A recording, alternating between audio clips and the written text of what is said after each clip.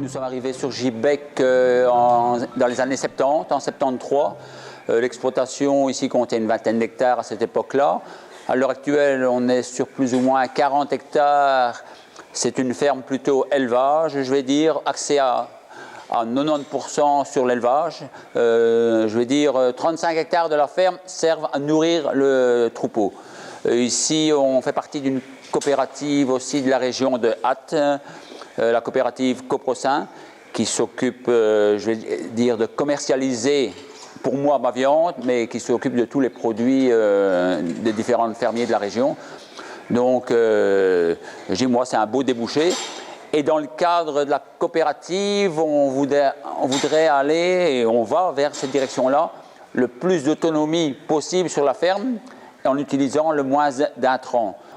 Donc, je vais dire, on était tous prêts à partir pour, je vais dire, mettre des arbres pour le bien-être du bétail. Ça, c'est déjà une première chose. Je remarque aussi, depuis que ça a été planté, les bêtes vont chercher un petit peu à leur aise, quand les branches qui sont les plus basses, de la nourriture ou un complément de nourriture pour leur équilibre. Et ça, j'ai déjà remarqué, il y a certains arbres, à certaines périodes, ils n'y touchent pas.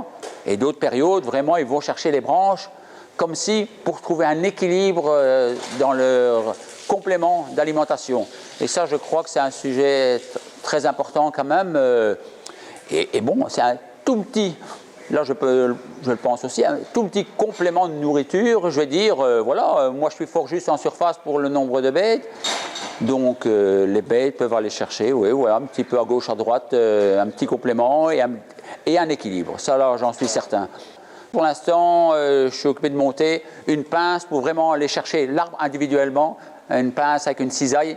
Donc seul, je vais savoir aller chercher l'arbre sans devoir enlever les clôtures, parce que de chaque côté de mes haies, dans mes différentes parcelles de prairies, j'ai une clôture encore électrique malgré tout.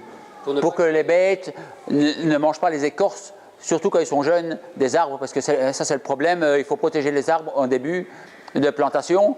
Donc moi j'avais parti directement avec de chaque côté des alignements, un fil électrique voilà, dans les prairies.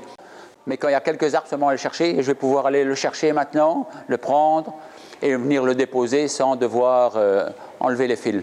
Je ne suis pas en bio, mais depuis quelques années, je diminue énormément les apports d'azote sur les prairies et même sur les champs. J'ai certaines prairies ici maintenant que je suis quasi parallèle au bio. Il y a 5-6 ans que je n'ai plus mis 1 kilo d'azote. On travaille d'une autre façon avec les composts, avec les lisiers et les arbres tout le tour qui protègent. Et je vois qu'on s'en sort très bien.